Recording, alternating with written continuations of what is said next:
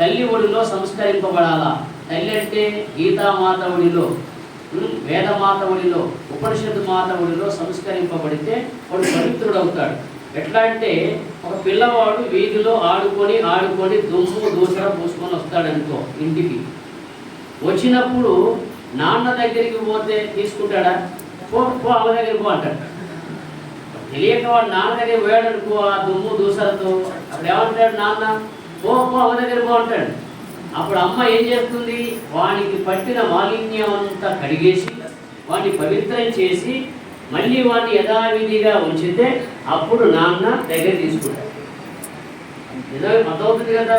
అట్లాగే వేదమాత ఒడిలో, ఉపనిషత్ మాత ఒడిలో, గీతామాత ఒడిలో సంస్కరింపబడిన మానవుడే ఆ భగవంతునికి దగ్గర అవుతాడు. భగవంతుడు అప్పుడే చేర్చుకుంటాడు.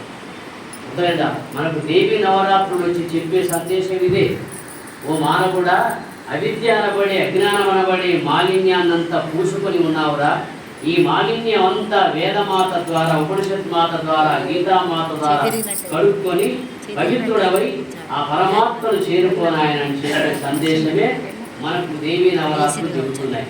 అందుకే మాతృఒడి అంత గొప్పగా వర్ణించారు.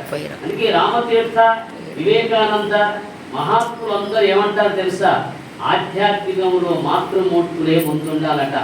ఎందుకంటే మాతృమూర్తి ఒడిలో సంస్కరింపబడిన జీవుడు వాడు పెరిగి పెద్దవాడై గుణవంతుడై జ్ఞానవంతుడై ప్రకాశించే అవకాశం ఉంటుంది. ఆధ్యాత్మికంలో మాతృమూర్తులే ముందుంటే మన భారతదేశం బాగుపడుతుందని మహాత్ములు ఎప్పుడూ చెప్పారు. వివేకానంద రాసిన 3 గ్రంథాలు చదవండి. జ్ఞానయోగం, కర్మయోగం, ఇంకా